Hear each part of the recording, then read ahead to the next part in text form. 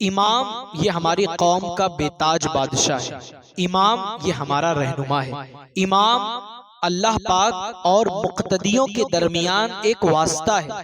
امام قوم کا بہترین فرد ہے جس کی عزت کرنا یہ ہماری ذمہ داری ہے۔ ہم پر لازم ہے کہ ہم امام کی عزت کریں، ان کو رسپیکٹ دیں۔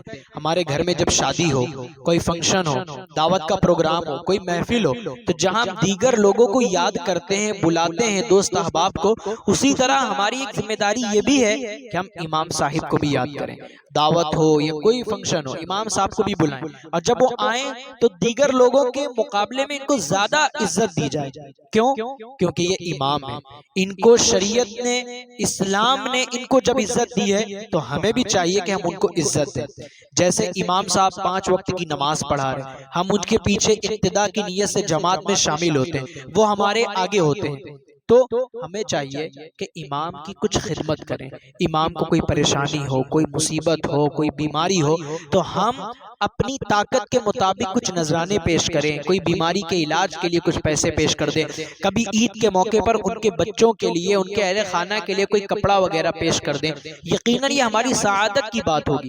جہاں ہم دیگر رشتہ داروں کی، اہل محلہ کی، غریبوں کی مدد کرتے ہیں، وہیں اگر ہم اپنے مسجد کے امام صاحب کو بھی دیں گے تو انشاءاللہ ہمیں اس میں زیادہ ثواب ملے گا۔ امام صاحب 5 وقت نماز پڑھا رہے ہیں، چھٹی بھی ان کی بہت کم ہوتی ہے، تو اگر ایسا ہو جائے جیسا امیر اہل سنت حضرت علامہ مولانا ابو بلال محمد الیاس ستار قادری دامت برکاتہم العالیہ نے ہمیں ترغیب دلائی ہے کہ ہر مہینے امام صاحب کی بارگاہ میں کچھ نہ کچھ نذرانہ پیش کیا جائے۔ 1000 روپے، 500 روپے، 200 روپے، 5000 روپے، 2000 روپے، نہیں جتنا اللہ نے دیا ہے، ہر مہینے کچھ نہ کچھ امام صاحب کو مصافے میں آپ پیش کریں۔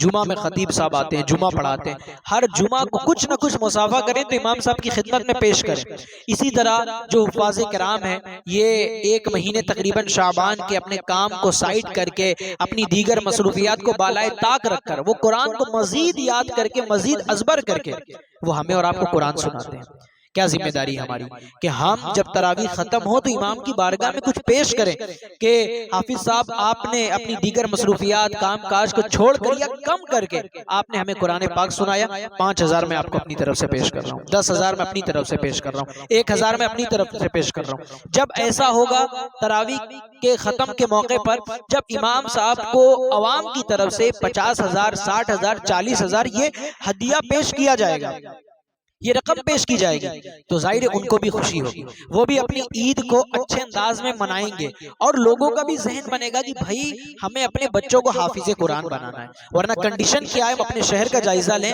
تو حافظ قرآن کو کئی ایسی مساجد جہاں کچھ بھی نہیں پیش کیا جاتا، 1 کلو میٹھا دے دیا، 2 کلو میٹھا دے دیا، یا گمچھا دے دیا، یا اس طرح کوئی چیز، ایک لباس دے دیا۔